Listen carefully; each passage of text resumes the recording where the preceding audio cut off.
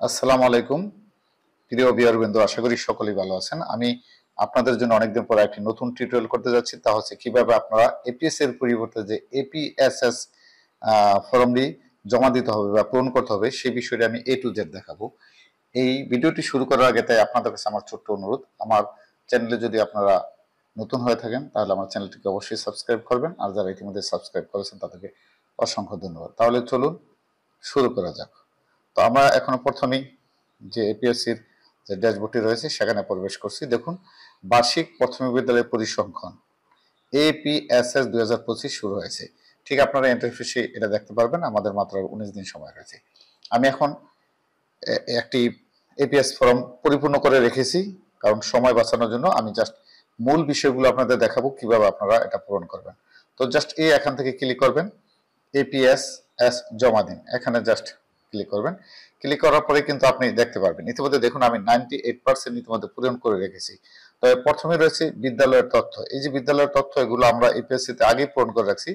তো আপনার এই মৌলিক তথ্যের মধ্যে দেখতে পাবেন কিছু কিছু তথ্য হয়তো পূরণ করা বাকি আছে, জাস্ট সেগুলো প্রথমে পূরণ করে নেবেন। যেমন এই যে বিদ্যালয়ের নাম, ঠিকানা, বিদ্যালয়ের মৌলিক তথ্য, বিদ্যালয়ের উপকরণ সরঞ্জাম দেবে, এগুলো আপনারা আগে জানেন, তাই এগুলো নিয়ে আমি আর আমার বিস্তারিত আলোচনা করছি না। আমি দেখুন প্রত্যেকটা কিন্তু পূরণ করে রাখছি, 13টি। আপনারা এরকম টিক চিহ্ন দেখতে পাবেন, কিন্তু শেষের দুইটি কিন্তু আমি 100% পূরণ করতে পারিনি। দেখুন, অবর্তীকৃত জ্বরে পড়া শিশু, এটা নতুন অ্যাড হয়েছে।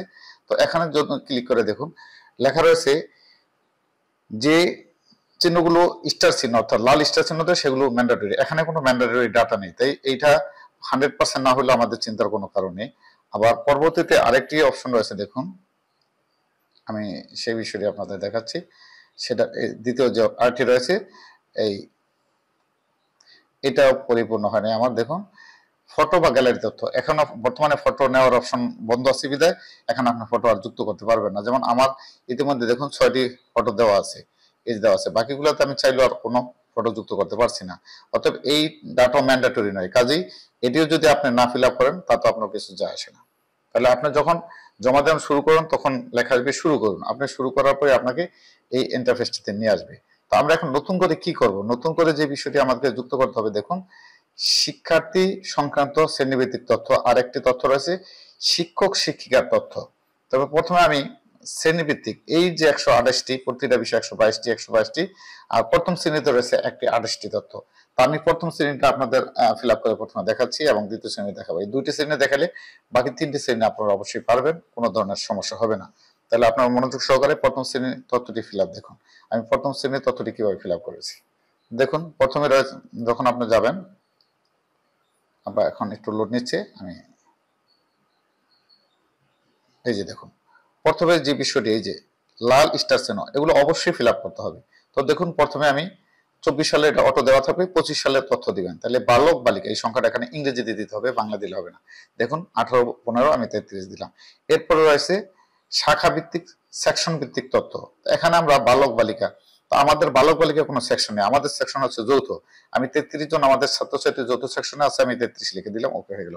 আপনাদের যদি বালক বালিকা সেকশন থাকে তাহলে এখানে বালক এখানে বালিকা লিখলে মোটটা এখানে হবে। যদি যৌথ সেকশন 3টা সেকশন থাকে তাহলে 3টাই তথ্য দিবেন। তারপর টোটাল ছাত্রছাত্রীর সংখ্যাটা এখানে সমান হতে হবে। এরপরে আসেন এইটা জন্মসাল ভিত্তিক ভর্তিকৃত শিক্ষার্থীর সংখ্যা। এখানে আন্ডার এজ এবং ওভার এজ অর্থাৎ লেখা আছে আন্ডার এজ ওভার এজ ছাত্রছাত্রীদের তথ্য। যেমন আমার 33 জন ছাত্রের মধ্যে সবাই 6+।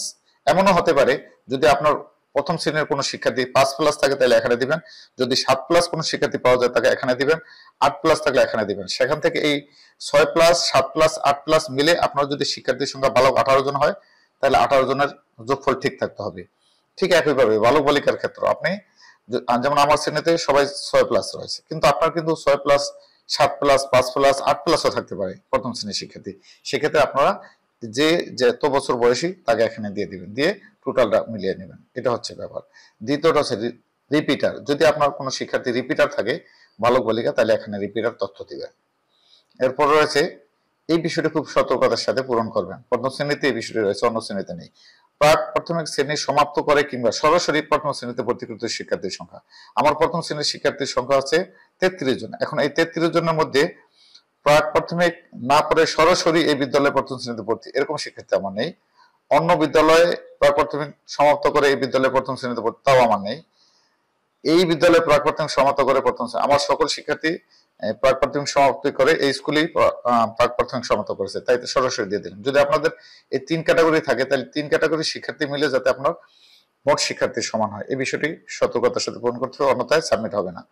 এরপরে আসেন ভর্তিকৃত উপজাতি, যদি উপজাতি তথ্য থাকে কোনো চাকমা, মারমা, গারো, সাঁওতাল, এই তথ্যগুলো আপনারা দিবেন। এরপরে রয়েছে এই তথ্য এখানে দিবেন, দেখেন অনেক। এরপরে এটা আপনার একটু বিষয় যে কোন প্রতিবন্ধী কি ধরনের প্রতিবন্ধিতা বোঝায় সেখানে উল্লেখ করা আছে, আপনারা এটা পড়ে নেবেন। এরপরে দেখুন শারীরিক প্রতিবন্ধিতার উল্লেখ আছে। এরপরে আপনারা এখানে একটা গড় দিবেন, যেমন আমার এখানে রয়েছে আমার 90%, আমি এখানে আপনারা শিক্ষার্থীর উপস্থিতিটা দিয়ে দিবেন, আপনাদের শিক্ষার্থীর যে রকম উপস্থিতি আছে আপনি উপস্থিতি দিবেন। আমার 90% উপস্থিতি আছে, আমি 90% দিলাম। এরপরে আপনার পাঠদানের মাধ্যম ভিত্তিক ভর্তিকৃত শিক্ষার্থীর মোট সংখ্যা, বাংলা মাধ্যমে কতজন বালক বালিকা, যদি আপনার অন্য মাধ্যম থাকে, যেহেতু আমার বাংলা মাধ্যম আছে, আমার ইংলিশ মাধ্যম নাই, তাইলে আমার ওটা দেওয়ার দরকার নেই। আপনার শুধু বাংলা মাধ্যমে আমার উল্লেখ করা আছে, যার কারণে এখানে আর কোনো মাধ্যম শো করেনি। যাদের ইংরেজি মাধ্যম আছে এখানে ইংরেজি মাধ্যম শো করবে। এরপরে ধর্মভিত্তিক সংখ্যা দিতে হবে, ইসলাম, হিন্দু, বৌদ্ধ, খ্রিস্টান মিলিয়ে আপনার মোট শিক্ষার্থীর সংখ্যা সমান হতে হবে। যেহেতু আমার বিদ্যালয়ে কোনো অন্য ধর্মের শিক্ষার্থী নেই, ইসলাম ধর্মের 33 জন, আমি 33 দিলাম, দিয়ে জাস্ট এইভাবে আমরা ড্রাফট করে রাখবেন, জাস্ট ড্রাফট করে দিলাম।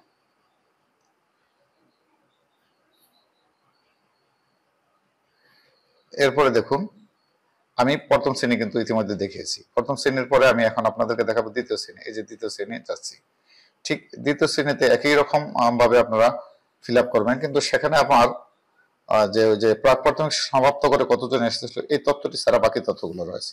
যেমন প্রথমে দেখুন শ্রেণীভিত্তিক শিক্ষার্থীর সংখ্যা, অর্থাৎ 25 সালের শ্রেণীভিত্তিক শিক্ষার্থীর সংখ্যাটা আপনার লাগবে ম্যান্ডেটরি, এই যে 12, 18, 30 জন।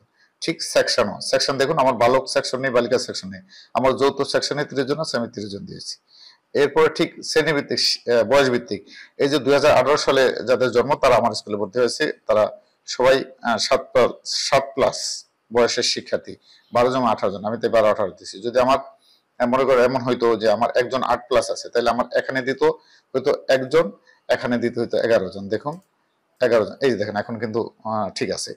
আবার যদি এখানে মনে করেন 10 জন হইতো, এখানে 10 দিতাম, যদি আমার আরেকজন 9 বছরের একজন শিক্ষার্থী থাকতে পারে দ্বিতীয় শ্রেণী, দিলে কিন্তু মিলে যেত। কিন্তু আমার এমন নেই, আমার হচ্ছে সমস্ত শিক্ষার্থী 7+, তাহলে আমি এখানে জাস্ট 12, 18, 7+ দিয়ে দিলাম। এখানে দেওয়ার পরে কিন্তু আমার কাজ শেষ। এরপরে আসেন আবার একই শ্রেণীতে পুনরাবৃত্তি আমার নেই, দ্বিতীয় শ্রেণীতে আমি দিইনি। তারপর হচ্ছে উপজাতি বা ক্ষুদ্র নিগোষ্ঠীর তথ্য, আমার স্কুলে কোনো উপজাতি ক্ষুদ্র নিগোষ্ঠী নেই, আমি তাই শূন্য রেখেছি। এরপরে প্রতিবন্ধীও নেই, শূন্য রেখেছি। এখানে এই যে দেখুন উপস্থিতি আমি আবার 90% দিয়েছি, আপনাদের কম বেশি হতে পারে, সেটা দিবেন। এরপর আছে পাঠদান ভিত্তিক ভর্তিকৃত শিক্ষার্থীর, পাঠদানের মাধ্যম ভিত্তিক ভর্তিকৃত শিক্ষার্থীর মোট সংখ্যা, সেটা আপনার বিদ্যালয়ে যা আছে তাই দিবেন। অর্থাৎ বাংলা মিডিয়ামে আমার সমস্ত শিক্ষার্থী আমি 12, 18, বাংলা 30 দিলাম। এরপরে দেখুন ধর্মভিত্তিক, আমার ইসলাম ধর্মের শিক্ষার্থী সকল, আমি আগে বলেছি আমার বিদ্যালয়ে কোনো অন্য ধর্মের শিক্ষার্থী নেই, তারা জাস্ট এই ড্রাফট করুন, এভাবে রেখে দিবে, অথবা পরবর্তী সেকশনে যান, এভাবে আপনারা করতে পারবেন, তবে ড্রাফট করে রাখলে সবচেয়ে ভালো হয়। তো এইভাবে আপনার প্রত্যেকটা শ্রেণী কিন্তু আপনি পূরণ করে নেবেন। যেমন আমার প্রথম তৃতীয় শ্রেণী দেখলাম, আমি তৃতীয় শ্রেণী আমার হয়ে গেছে। সম্ভবত একটা জিনিস আমার মিস্টেক আছে, আমি এটা দেখানোর জন্য একটু ওপেন করছি। দেখুন তৃতীয় শ্রেণীতেও আমি ঠিক সেম ভাবে দিয়ে গেছি। দেখুন আমার এখানে সম্ভবত আমি বিদ্যালয়ের উপস্থিতিটা মিস করছি কিনা একটু দেখার জন্য আবার গেলাম। হ্যাঁ, এখানে আমার গড় উপস্থিতি দিতে হবে, আমার আছে 85, বালিকা 90, 85, 90। দেখুন আমার এখানে আমি আবার ড্রাফট করে রাখলাম।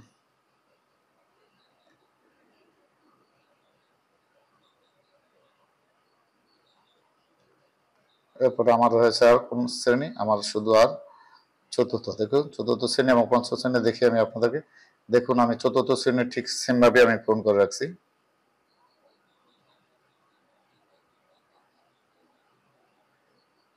সবই আমি আগের মতোই দিয়ে রাখছি, জাস্ট উপস্থিতিটা আমার বাকি ছিল, আমি আমাদের সামনে উপস্থিতিটা দিয়ে দিচ্ছি যে উপস্থিতি। আপনার বিদ্যালয়ের যে শিক্ষার্থীর উপস্থিতির হার যা থাকে তাই দিবেন। আমি দিয়ে দিলাম, তারপর আমি ড্রাফট করলাম। এরপর আরেকটি তথ্য রয়েছে, সেই তথ্যটি নিয়ে আমি আলোচনা করবো। আমি চতুর্থ শ্রেণী থেকে পঞ্চম শ্রেণীটা দেখে নিচ্ছি, এরপর আমি আপনাদের দেখাবো যে লাস্ট যে অপশনটি রয়েছে সেটি নিয়ে আলোচনা করব। আচ্ছা, আমার পঞ্চম শ্রেণী,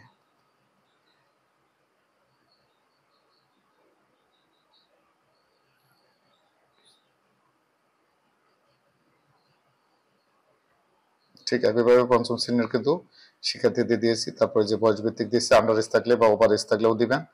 তারপর আমার সব শেষে আমার উপস্থিতিটা আমি দিয়ে নিশ্চিত করতে চাচ্ছি। উপস্থিতি, যে আমার শিক্ষার্থীর উপস্থিতি 95%, বালিকা 95%, অক্টোবরে 90%, বালিকা 95%। আমি ড্রাফট করে দিলাম। দেখুন আমার শ্রেণীভিত্তিক সকল তথ্য কিন্তু অলরেডি পূরণ করা হয়েছে। শ্রেণীভিত্তিক কোনো শিক্ষার্থীর তথ্য কিন্তু বাকি রাখা যাবে না, কারণ এটা সবই ম্যান্ডেটরি ভাবে করতে হবে শিক্ষার্থীর তথ্য। এখন দেখুন এই তথ্যটি নতুন যুক্ত হয়েছে। এই তথ্যটি আপনি প্রথমে পাবেন না যদি এই তথ্যটি ফিল আপ না করেন। যেমন এখানে তথ্যটি রয়েছে, যেমন শিক্ষকদের তথ্য, এই যে আপনার এখানে সহকারী শিক্ষক, দপ্তরি কাম প্রহরী যা আছে। আর এই যে এখানে খালি ঘরগুলো রয়েছে, আপনার এখানে খালি রাখবেন না, এখানে লিখবেন মন্তব্য লিখতে হবে, প্রযোজ্য নয়। আপনি যদি প্রযোজ্য না লেখেন তাহলে কিন্তু পড়াটা আসবে না। এই কারণে আপনি এখানে লিখে দিবেন প্রযোজ্য নয়। যেগুলো পূরণ করা দরকার সেগুলো পূরণ করে দিয়ে বাকি এই মন্তব্যগুলো প্রযোজ্য নয় লিখে দিলেন। তারপরে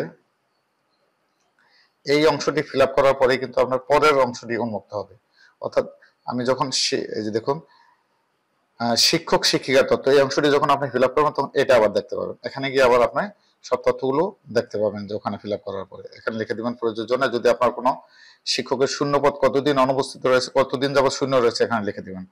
যেমন আমার কতদিন, বছর, আমার এখানে বছর হবে, আমি একটু ভুল লিখছি, 14 বছর 3 মাস 14 দিন যাবত আমার বিদ্যালয়ে প্রধান শিক্ষকের পদ শূন্য রয়েছে, সেটি আমি ফিল আপ করে দিলাম। বাকিটা প্রযোজ্য না, বা লিখতে পারেন খুব শীঘ্রই পূরণ করা প্রয়োজন, একথা লিখতে পারেন। মন্তব্যের ক্ষেত্রে পূরণ করা প্রয়োজন লিখতে পারেন, সমস্যা নেই। এইভাবে লিখে এখন দেখুন আমার কিন্তু শুধু এই এখানে দুটি তথ্য বাকি রয়েছে, অবর্তীকৃত এবং জ্বরে পড়া শিশুর 132-এর মধ্যে 131টি পূরণ করেছি, আর এখানে 12টির মধ্যে 6টি। তাতে কিন্তু আমাদের কোনো সমস্যা নেই। এর কারণ হলো এই দুটি তথ্য ম্যান্ডেটরি নয়। যে ডাটাগুলো ম্যান্ডেটরি লাল চিহ্ন রয়েছে সেগুলো পূরণ করতে হবে। এগুলো হওয়ার পর তাহলে আমার কত পার্সেন্ট হলো? 98%। 98%-এর পরে দেখি আমি সাবমিট দিলে যায় কিনা। দেখুন আমি 98%-এর পরে যখন সাবমিট দিলাম তখন কিন্তু আমার তথ্য সাবমিট নিচ্ছে। দেখুন দেখুন আমার সব তথ্য দেখাচ্ছে। তাহলে আমার 98,